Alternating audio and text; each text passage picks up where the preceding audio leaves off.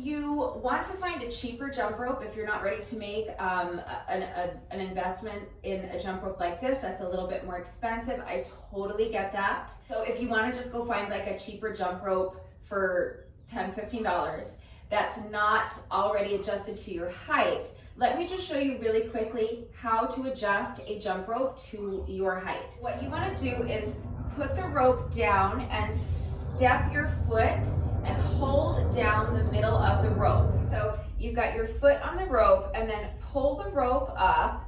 Make sure that you're holding it down exactly in the middle. So make sure that your handles are perfectly lined up like this, and you're pulling the rope straight up. Now, the very end of the rope, where it attaches to the handle, you want to hold that up to yourself like this, and that should exactly hit your armpit. See, my rope came adjusted to my height. I'm 5'2", so I enter that into the box, and my rope came already adjusted to this height. But if you have a jump rope that's too long for you and you need to adjust it, then this is how you're going to figure out where to cut your rope. So again, just put your foot down on the middle of the rope. Make sure that as you pull up, you're going to pull the rope straight up on either side. Make sure it's aligned perfectly. And then you're going to pull it up to your armpits. And this is exactly where your jump rope should hit, right at your armpit.